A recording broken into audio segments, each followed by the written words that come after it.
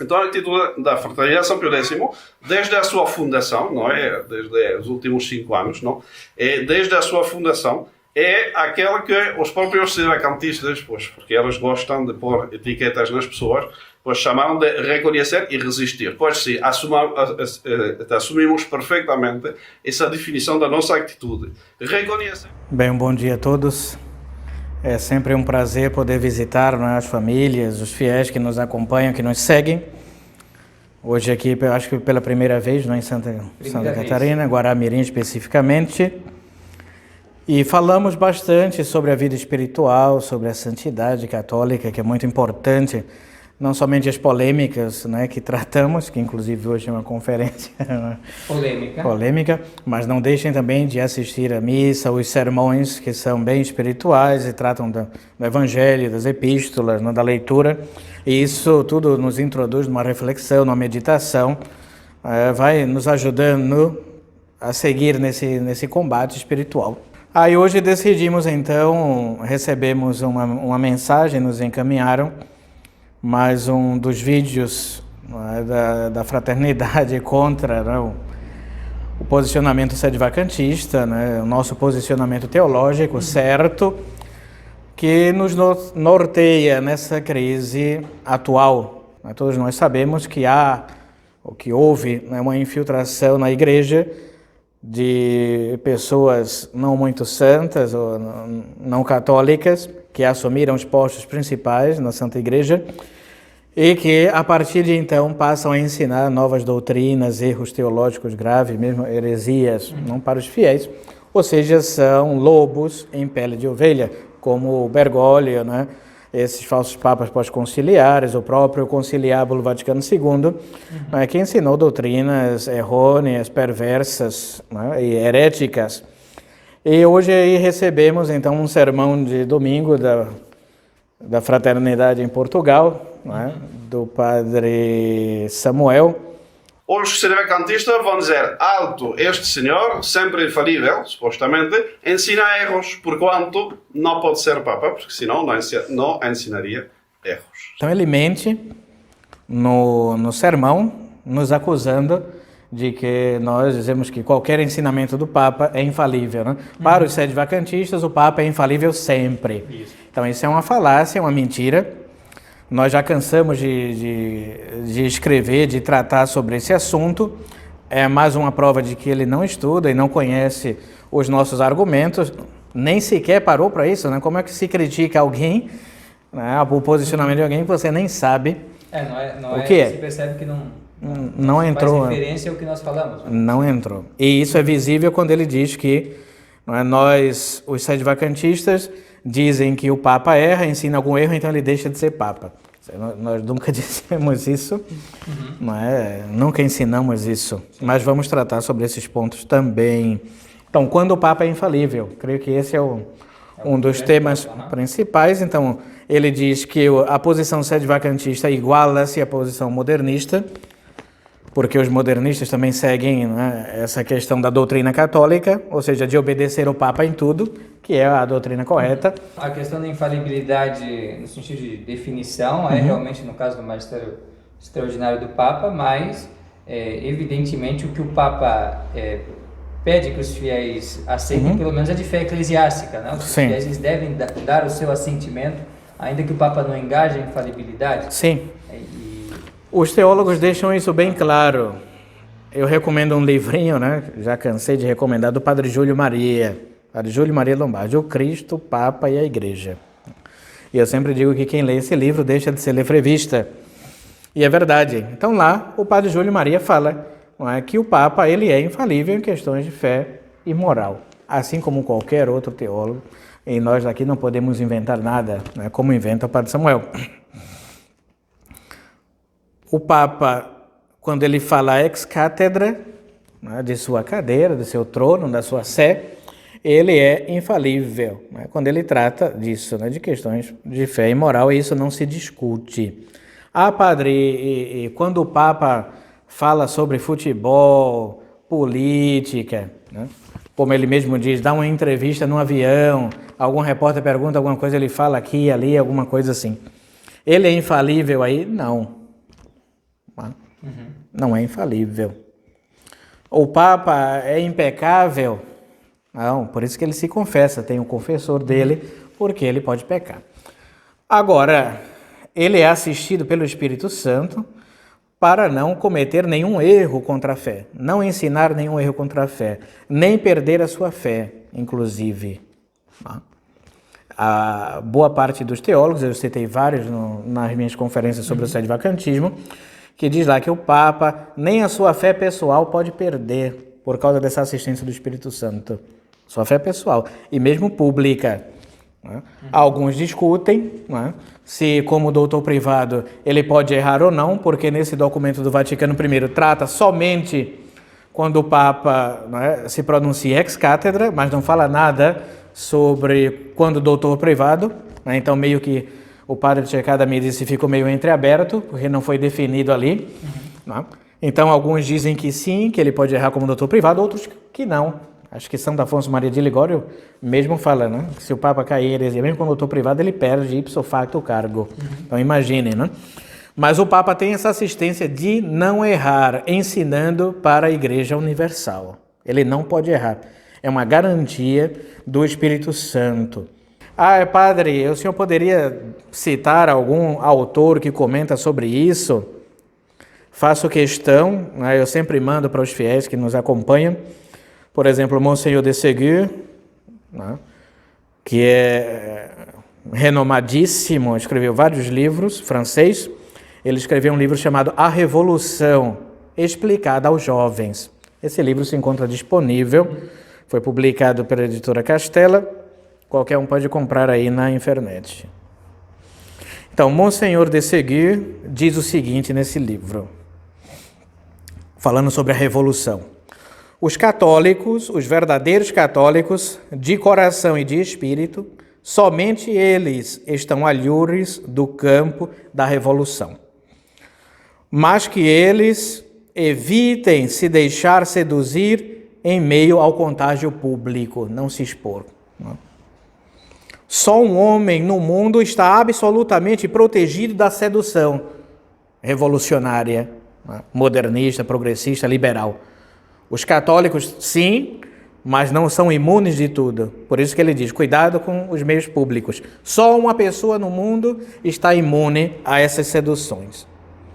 É aquele para quem teria dito o Cristo, rezo para ti, a fim de que tua fé não esmoreça. Por sua vez, confirme teus irmãos. Nosso Senhor se dirige a São Pedro com essas palavras. Então, o Papa... E isso não serve somente para São Pedro, essa assistência, mas para todos os sucessores. O Papa, o sucessor de Pedro, o chefe da Igreja, está protegido por Deus contra todos os erros e, por consequência, contra o erro revolucionário. Como Papa, como doutor católico, ele não pode ser seduzido, diz Monsenhor de Ségur, quem quiser conferir. Reverendo, isso inclusive contradiz aquilo que diz o padre Samuel quando ele fala no meio do sermão. O Espírito Santo não foi prometido ao sucessor de Pedro para que ele faça conhecer uma nova doutrina, mas para que com a sua assistência, do Espírito Santo, conserve santamente e exponha fielmente a revelação transmitida pelos apóstolos, isto é, o depósito da fé. Isso já é a condena absoluta do modernismo. Simplesmente com isto, pois não vamos mais longe, é a condena absoluta do modernismo. O Papa não é alguém que possa criar a fé, alguém que possa inventar novas verdades de fé. Não é também, como dizem os modernistas, alguém que dá testemunho da fé dos fiéis da Igreja neste momento. Não. O Papa é quem deve cuidar o depósito. São Paulo já dizia isto, sim? Mas ele é para cuidar e transmitir fielmente o depósito da revelação transmitida. Ou seja, que todo o Papa deve ser essencialmente um tradicionalista, porque é a natureza mesmo do seu cargo. Que, citando, inclusive, o Vaticano I, ele diz assim, o Espírito Santo, essa é as próprias palavras da Pastora Eterna, o Espírito Santo não foi dado aos sucessores de São Pedro para para que alterem o depósito da fé, mas para que o conservem. Então, aí ele vai dizer, né, todo Papa é tradicionalista. E, no entanto, ele entende isso como uma espécie de norma, como se o concílio estivesse dizendo, olha, quando o Papa segue esse depósito, quando ele guarda o depósito, não fala inovações, então aí esse Papa, ele está sendo vigário de Cristo, ele está fazendo tudo direitinho, como uma norma que está dando o concílio. E, no entanto, se a gente pega o contexto da passagem e considera essas afirmações de Monsenhor de Seguir e outros, claro, o que nós vamos encontrar é que isso não é uma norma, isso é uma descrição. Ele está dizendo que o Espírito Santo que foi dado aos sucessores de São Pedro não permite que eles caiam nessas coisas. Exato. Não foi dado a eles para que eles mudassem alguma coisa ou acrescentassem alguma coisa, mas foi dado, e sendo dado, né, eles preservam esse depósito, é para isso que serve. O Espírito Santo não é um espírito de erro. Tá? Então, se o Espírito Santo foi dado para ele, ele não vai errar. E isso acontece no momento da eleição. Quando morre um Papa e a sé fica vacante, não?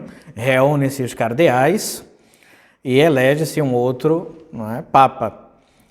E a partir do momento que é eleito, validamente, canonicamente, né, ele recebe ali já toda a jurisdição, né, sobretudo a Igreja Universal, o poder, né, de reger, governar, santificar, de jurisdição, e também essa assistência, essa imunidade de erro doutrinal. Padre, nós sabemos também que os bispos do mundo inteiro, se estão em comunhão com o Papa, na sua unanimidade moral, quando eles estão ensinando alguma coisa, também não moral, é. Também são infalíveis. Então, Isso. A rigor, então, se a gente for julgar por isso, então a Igreja também é infalível, sempre com um Papa, se tem um verdadeiro Papa ali. E a Igreja é infalível porque o Papa é infalível. Exato, então repousa nele, né? Então, se os bispos estão ensinando alguma coisa por toda a Igreja, como supostamente seria o caso desses bispos modernistas, a unanimidade deles estão em comunhão com Francisco, estão ensinando que tem que plantar árvore por aí, enfim, que a missão da Igreja agora faz parte do magistério. Mãe Terra, e liberdade religiosa, e ecumenismo, e tudo isso, e todos eles concordam com isso. Sim. Isso está no catecismo, isso está impregnado na liturgia. Doutrina comum. Doutrina comum deles. Está nas canonizações, é implicado, né, porque estão fazendo santos Ecumenismo, liberdade religiosa, colegialidade, tudo isso. Então, isto, se houvesse um verdadeiro Papa, então seria necessariamente infalível e obrigatório, porque é algo que é magistério ordinário universal. O próprio Concílio Vaticano II seria também obrigatório. O próprio Concílio Vaticano II. Inclusive, o Paulo VI, nas atas da Sé Apostólica de 1965, ele termina dizendo, né, que nós definimos, nós toda a nossa autoridade, que todos os fiéis acolham, né, e sigam. E, como diz São João Bosco também, no seu compêndio de História Eclesiástica, falando sobre os concílios ecumênicos, o concílio ecumênico é a reunião de todos ou de uma parte dos bispos da Igreja Católica, aos quais convoca e preside pessoalmente ou por delegação o mesmo Sumo Pontífice. Ele preside juntamente com todos os bispos do mundo. O Concílio Geral, que também é conhecido, decide em última instância as controvérsias religiosas e dita as leis gerais para toda a Igreja. Porém, nem as sentenças nem as leis dos concílios gerais têm força alguma antes de serem aprovadas pelo Papa. Como foi o que você citou, Paulo VI aprova, né, todas as sessões, todos os documentos do concílio. Porém, nem as sentenças nem as leis do Concílio Gerais têm essa força se o Papa não aprovar. De modo que o Concílio Geral, legitimamente congregado, representa toda a Igreja Universal. E suas sentenças, quando trazem a aprovação do Papa, sendo infalíveis, deverão ser tidas como artigos de fé. Sendo infalíveis, porque estão ali todos os bispos falando sobre fé e moral, não estão jogando golfe, indo ali para... Exatamente. Qualquer coisa assim, eles vêm para ensinar alguma coisa. O Vaticano II ele tem duas constituições dogmáticas. Na liberdade religiosa eles falam que vão ensinar que a liberdade religiosa se repousa na revelação divina, está baseada naquilo, né, dizem eles. Então estão ensinando algo sobre fé e moral, os bispos não estão ali por esporte, por isso, prazer. O Concílio Vaticano II não é pastoral, isso tem que estar bem claro, não é? É algo obrigatório e os tradicionalistas rejeitam isso que supostamente para eles é o catolicismo. Ou pelo menos não é pastoral no sentido de não ser dogmático, porque se existe um bom pastor é para alimentar o rebanho com a doutrina verdadeira, né? O alimento não é Claro. a palavra da verdade, né? Não ser o conselho. A Pastor Eternos fala sobre isso, é Pastor Eternos, né? O Pastor Eterno está falando justamente sobre como o Papa guia os fiéis na verdade, enfim, define dogmas. O pastoral não se opõe ao dogmático. Sim. Uma coisa não é contrária à outra. É como essa redundância que ele faz também, falando sobre as 4 condições vaticanas, ela inclui mais uma, que é a quinta, de que o Papa não pode ir contra a tradição, né? Exato. Deve ensinar coisas de acordo com a tradição. Se ele ensina algo contra a tradição, não se deve seguir, não é magistério. Como se algum Papa fosse contra a tradição. E daí vem aquele negócio de São Roberto Bellarmino, né? A igreja, então, que era infalível ontem, se ela foi infalível por 900 anos, como é que ela não é infalível hoje? Então, se a igreja tinha luzes antes para definir doutrinas e para ensinar a doutrina católica, tinha competência para isso, por que ela não tem hoje? Não é? Então, se a igreja está ensinando alguma coisa hoje, e é a mesma igreja de Cristo, ela vai ensinar com segurança, com verdade. Para os tradicionalistas... Da tradição. A própria existência do Espírito Santo garante essa tradição, não depende da inteligência humana.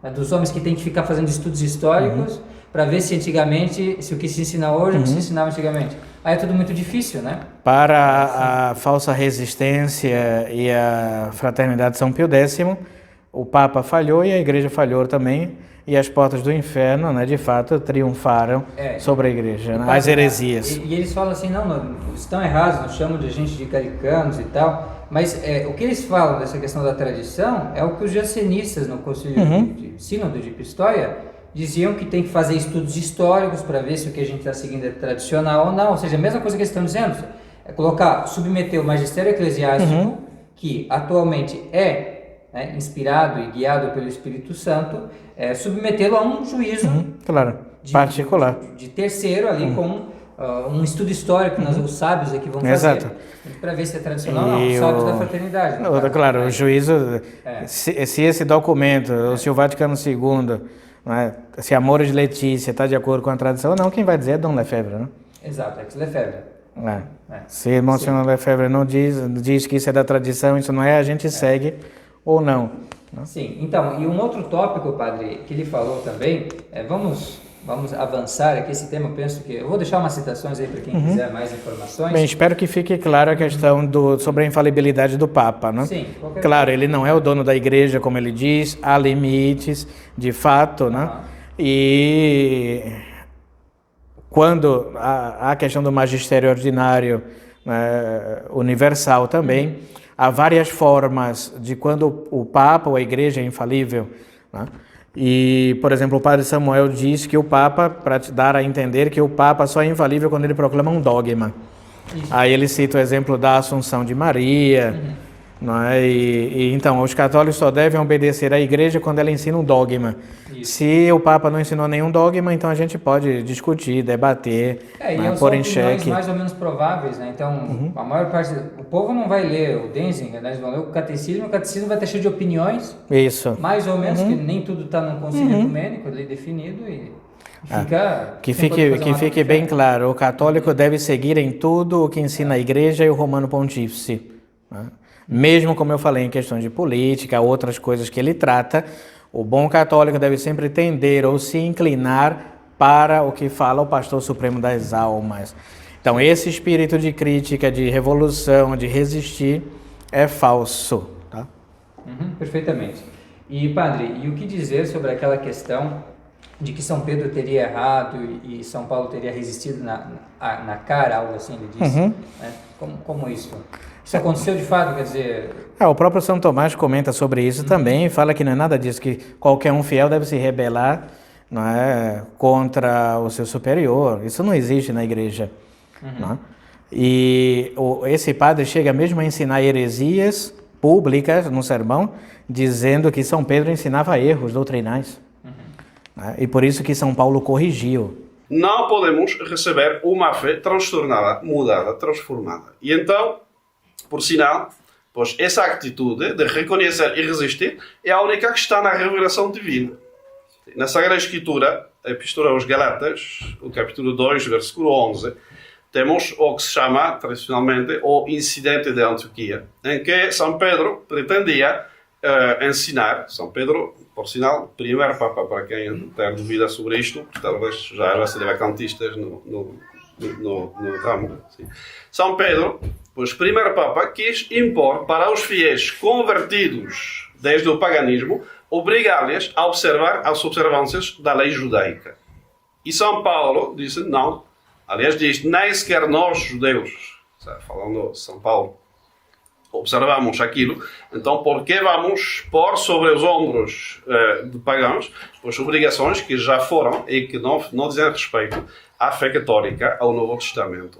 São Pedro não ensinou nenhum erro doutrinal contra a fé, simplesmente foi comer na casa de alguém, não? Sim, por isso que em Antioquia, né, tinha aquela questão de que os judeus tinham chegado, enquanto os gentios estavam ali, os gentios convertidos ao cristianismo estavam ali, então ele comia com os gentios. A gente tem que lembrar que São Paulo era o apóstolo do judeu, São Pedro, perdão, era o apóstolo dos judeus de São Paulo, né? São Paulo mesmo fala aí. São Pedro é o apóstolo dos judeus e eu sou o apóstolo das gentes. E eles tinham mais ou menos essa divisão de trabalho, né? Embora nós sabemos, São Pedro foi a Roma e tudo mais, mas porque também era uma colônia que tinha muitos judeus convertidos à fé. Enfim, mas quando vieram os judeus, então São Pedro foi dar atenção a esses judeus que chegaram e comia com os judeus, né? E passou a comer somente com os judeus, de modo que dava a entender, poderia dar a entender para os gentios que ele estava seguindo as observâncias da lei antiga como se aquilo, como se os gentios tivessem a obrigação de seguir também as práticas rituais judaicas e tal, que estava ali com os judeus. E São Paulo então repreende por isso, mas veja, São Pedro que definiu essa doutrina de que os gentios não eram obrigados a ensinar, ele não se desdisse, ele simplesmente estava tomando a decisão de ficar ali com os judeus e poderia então incorrer eventualmente no equívoco da parte dos gentios que pensassem, bom, se ele está seguindo os judeus ali, a gente também deve seguir as prescrições da lei e tal. E o importante salientar São Pedro, nessa passagem, não pecou em si. Foi uma questão de circunstância, de mal entendido que poderia haver, porque um judeu poderia seguir a lei até a destruição do templo, dizem os comentadores dessa passagem, né, segundo capítulo da Carta aos Gálatas, pode seguir a lei sem inconvenientes, desde que não deposite naquilo a sua salvação. Exato. Tá? Simplesmente para seguir o que aprendeu dos pais, simplesmente assim. Então, São Pedro não estava pecando em si mesmo, no máximo foi um pecado venial, alguns dizem que nem chega a tanto, e, portanto, não pecou contra a fé, como diz o Padre Samuel. Isso são os comentadores Cornélio Lápide, e dentre muitos outros. Então, os comentadores dizem que São Pedro não pecou contra a fé, no máximo foi um pecado venial, que em si mesmo não era pecaminoso, mas que, como poderia dar a entender algo, poderia escandalizar, então São Paulo corrigiu fraternalmente. Claro, foi uma fraqueza, uma imprudência. Ele não ensinou heresias, e fora que no começo você não pode comparar as leis atuais que nós temos, né, dos teólogos, dos canonistas, sobre a perda do ofício, e aplicar isso aos tempos apostólicos. Né? E ele vem com essa falácia, porque São Paulo não depôs o Papa, não sei o quê, como assim? Exato. Com certeza. E sem falar que nenhum Papa na face da Terra é infalivelmente prudente, né? Senão jamais ia acontecer revolução. Exato. Estaríamos nesse problema que estamos atualmente. É infalível em fé e moral. Então, bem, então tem esse erro. E também, Padre, agora uma questão que eu acredito que o Senhor, mais do que ninguém, pode nos falar sobre essa questão da missa unacum, né? Isso é algo que lhe chamou particularmente a atenção, essa questão da missa unacum. E, no entanto, o Padre Samuel ele vai dizer que isso é também um sentimentalismo, uma coisa necessária, porque nós simplesmente, não é que nós estamos em comunhão com ele, mas está rezando por ele, algo assim, não é? Isso. Quero falar dessa famosa expressão unacum, que não é suficiente ler assim como soa, unacum, parece-me que deve ser em união com, em comunhão com. Essa tradução vem da Missa Nova. E a gente vê que muitas vezes os sedevacantistas são pessoas que vêm da Missa Nova, passam a tradição e descobrem, aqui também, o unacum está em comunhão com o nosso Papa. Não é só a Missa Nova, senhores. O que diz aqui, sim, a tradução do missal é outra coisa. Então, leu a tradução oficial para ir a verificar se é o missal que faz a autoridade, achou, e que traduz muito bem a questão. Nós vos oferecemos, ou seja, os dons, etc., as dádivas, o que está sobre o altar. Em primeiro lugar, para a vossa Santa Igreja Católica, a qual vos dignai conceder a paz, proteger, conservar na unidade e governar através do mundo inteiro, e também pelo vosso servo, o nosso Papa Francisco, pelo nosso Bispo Manuel, no caso de Lisboa, e por todos os bispos ortodoxos, ou seja, aqueles que têm a fé direita, como diz a palavra, e aos quais incumbe a guarda da fé católica e apostólica. Então, como a gente vê, não é só ver o que está escrito aqui em latim, una cum sem perceber nada, não é só identificar com a missa nova o que eles dizem, sim, para aplicar a missa tradicional. Não. O que nós dizemos na missa tradicional é simplesmente que rezamos para a Igreja, pelo Papa, pelo Bispo. E rezar por uma pessoa não significa em absoluto que eu concorde com os pecados dele. Recomendo a ele que assista toda essa série de vídeos que eu fiz sobre o sedvacantismo recentemente.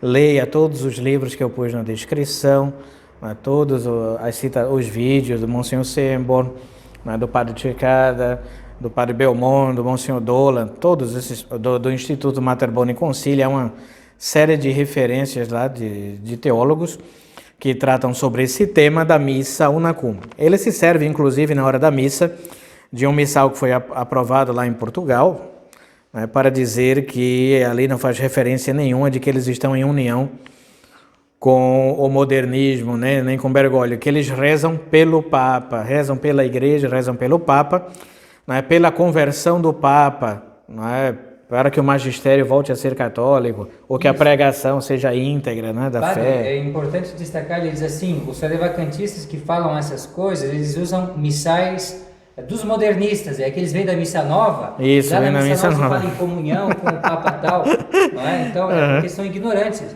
Não existe isso nos missais antigos. O que o senhor tem nas mãos aí, Padre, por favor? Bem, nessas conferências que eu dei sobre a missa una cum, eu citei vários liturgistas que já tratam sobre esse tema, inclusive um liturgista português, que eu não recomendo de todo, mas com certeza ele deve ter, que é o Dom Antônio Coelho, é um beneditino. E Dom Antônio, no seu curso de liturgia, ele deixa bem claro lá, comentando, né, sobre essa parte do teídito, né, do cânon da missa, que esse costume de nomear o Papa e o Bispo é porque ele se encontra em comunhão com eles. Claro, evidentemente. Sim. E também aqui no Brasil nós temos também missais aprovados pela Igreja, aqui do Dom Beda, que era um beneditino da Bahia, que imprimiu isso daqui.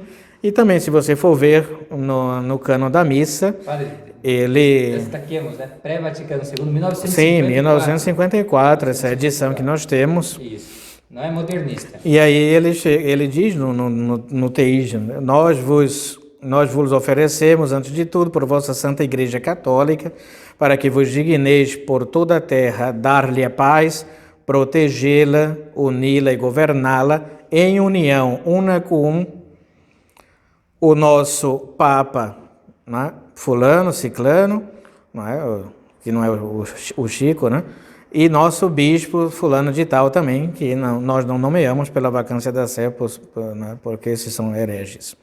E com todos os fiéis e todos que professam conosco a fé católica e apostólica, etc. Né. Então, em união, una cum, né, unido com... Então, não é para pedir a conversão dele. Não, de maneira alguma. É inadmissível que o chefe da Igreja Católica não seja católico. E nem ele diz que é um magistério não católico, ele fala no vídeo. Fala que o magistério não é católico, o Papa não é católico, a Igreja não é católica. Eles voltem a pregar a fé íntegra. Só a fraternidade é católica. E depois nós que somos exclusivistas, que excluímos as pessoas, que colocamos todo mundo no inferno. Não é? Mas, bem, eu nunca disse que um Papa não é católico, que São Pio X, por exemplo, as pessoas, os bispos, os padres, na época São Pio X rezava pela conversão dele. Não é? Acho que não precisava. Né? Não se fazem mais papas como antigamente. Exato. É uma falácia tremenda, eles nem sequer se enrubescem, né? Ficam vermelhos de falar dessas mentiras para as pessoas. Então, seguem endurecidos, parece os judeus, né? Tem um véu que cobre, não sei. assim, é uma falta de originalidade muito grande. Né? Nós sempre temos a esperança de, quando abrimos um vídeo desse, de encontrar alguma coisa diferente que nos leve a refletir mais sobre a nossa posição e tudo mais. Mas na realidade a gente sempre está repetindo o que nós já falamos. Sempre. Né? E para que ele entenda, talvez, dessa vez, qual é a nossa posição, então, porque ele diz no vídeo que os sedvacantistas dizem: esse homem ensina um erro, logo não é papa. Então, isso é mentira, né? A nossa posição totalista, sedvacantista, é que esses homens aí, Roncalli, Montini, Luciani, Wojtyla, Ratzinger e Bergoglio, nenhum desses chegaram sequer a ser papas, né, legítimos. Eu acho que alguns nem padres são, nem são bispos, nada, são leigos, né, mas nunca chegaram. Eles nunca foram canonicamente eleitos, como diz a bula do Papa Paulo IV, como diz também a Constituição Vacantes Apostólicos Sedes, né, de Pio XII também. Ele lá, Paulo IV diz que um herege não pode ser papa, e se ele chegar a ser eleito é inválida. E Pio XII também faz uma série de concessões, que nunca nenhum papa fez isso, né, para vedar, né, a eleição, para que não houvesse dúvida, mas ele não pôs lá, nem pode colocar que um herege pode chegar a ser papa. Ele fala de suspensões, até excomunhões, que já foi uma coisa bem... Né? Mas, por exemplo, cismático e herético não pode ser papa, isso não consta. E é importante, padre, a gente sempre destacar que Roma é o centro da unidade católica, porque todos os fiéis católicos, todos os bispos espalhados pelo mundo inteiro, sempre tiveram como um ponto de referência de ortodoxia. Então, sempre que tiveram dúvidas, sempre recorreram à Santa Sé, Isso. Né, a qual não poderia falhar em matéria de doutrina. Então, essa é uma fé universal da Igreja, isso é magistério ordinário universal, essa fé na Santa Sé, nas suas prerrogativas, de que ela não vai falhar. Agora, a partir do momento que a Santa Sé ela pode errar e pode o Edir Macedo, dizer, então, para que serve isso, afinal? Qual que é a diferença da Santa Sé de qualquer outra da Sé? Igreja Universal, né? Eu sempre digo... Então, por que o bispo de Roma, então, ele é importante? É uma questão política, é uma questão de história? É o papado de honra, né? Qual que é o sentido de ele estar acima dos outros se ele é Se ele outros, erra, né? Afinal de contas. Então é muito difícil realmente sustentar essas posições aí do Padre Samuel. Recomendo todos os vídeos que já publicamos, os escritos, né? Há um material vasto, livros que publicamos também recentemente, que estamos por publicar, e essa gente acha que consegue resolver tudo, né, lendo um artigo, não? Então é isso aí. Muito obrigado por nos ter assistido e nós vamos deixar também na descrição alguns links, algumas indicações, citações, livros, recomendo. Sim, aqui nós apenas tocamos em alguns pontos da conferência, mas acredito que de uma forma suficiente para que se possa fazer um discernimento adequado sobre, afinal, quem está com a razão. Isso. Então é isso, muito obrigado pela atenção, reverendo. Deixe-nos a vossa bênção sacerdotal. Benedictio Dei Onipotentis, Patris et Filii et Spiritus Sancti, descendet super vos et manet semper. Amém.